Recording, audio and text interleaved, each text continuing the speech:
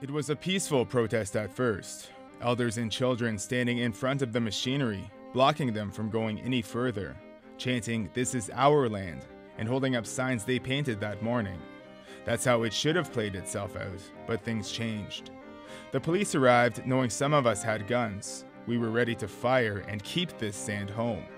The sand that held us up for thousands of years. Grains of sand were all we had left. They were the only constant for generations. The sand held us up as our old way of life was brutally uprooted and left to wither. It wasn't just sand they were digging up and hauling away. It was identity, tradition, the bond between Mother Earth and her children, us. This is something I learned that day, but never realized until much later in life. There was a line of our community's own warriors standing in front of the machinery, men in their 20s and 30s with bandanas over their faces, wearing sleeveless t-shirts, jeans, and work boots. Even though they tried to hide their identities, I still recognized all of them. Kevin's big brother Kenny, my uncle Bob, and the one with the thick glasses, red bandana, and sawed-off shotgun, my dad.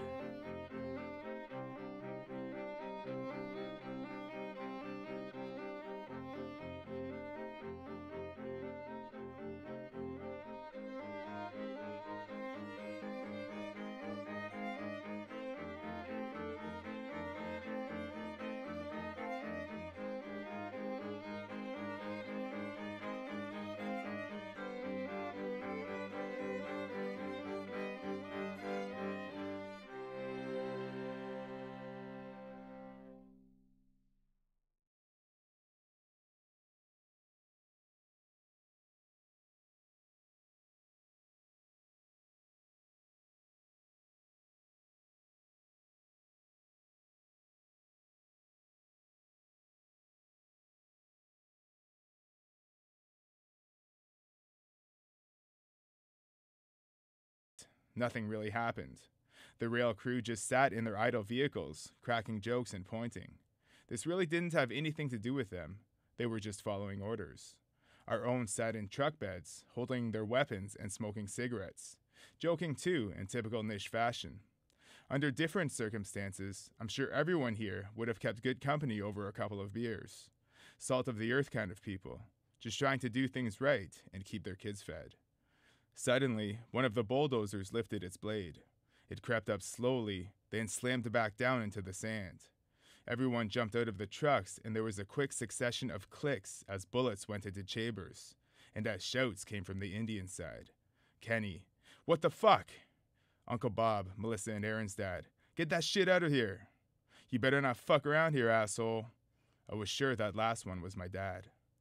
And the barrels were raised, pointing more at the 5,000-pound machines than the people in them. The dust finally settled again, making everything eerily transparent and real. The cops rushed down over the edge. Some were outfitted in SWAT gear, bulletproof vests and helmets, automatic rifles with clips large enough to cut our whole community down. "Drop the weapons," some of them shouted. They were ready for a battle, and it was right here in front of them. Some of the guys obeyed. Others were dead set on making a statement. We were finally feeling proud of ourselves, and they weren't ready to give that up.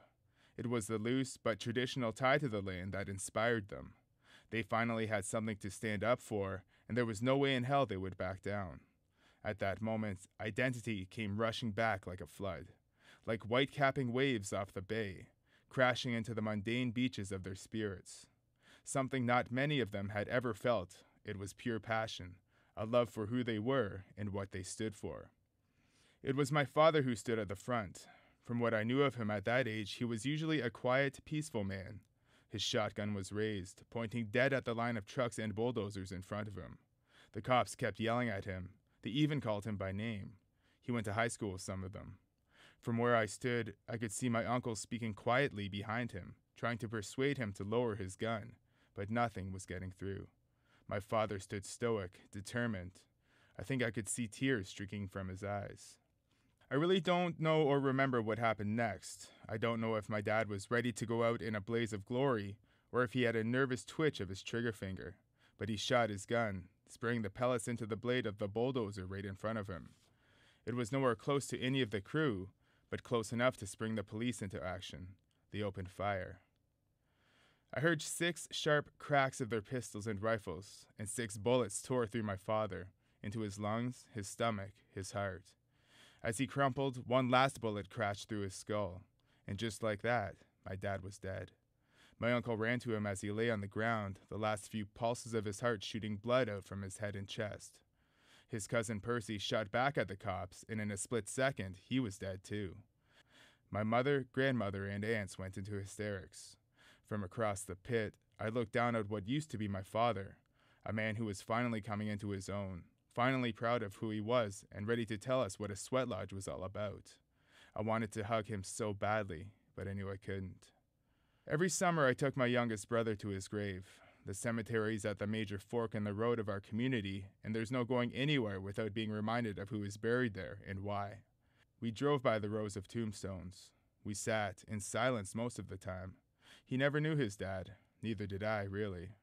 But my dad died in a watershed moment for our people. He died for what he had denied and ignored for so long, but wanted to embrace with every ounce of his spirit. He never got to tell me any of these things, but he didn't have to. On that dry, dusty summer day all those years ago, I saw it in his eyes. The tears of 1,000 generations streaming down his masked face, ready to die for us. Not just his sons and his wife, but for everyone who ever lived here. When sand turns into dust, it becomes so fleeting that we hardly ever pay attention. We bat it away, trying to keep it out of our eyes. We wipe it from our clothes and shoes, but it floats so freely, ascending to heights we could never imagine, and then it finally settles, back under our feet, keeping us strong, letting us stand proud, grounding us in who we are and who we'll become. It keeps our martyrs at rest, but the dust comes up once in a while to embrace us and keep us safe.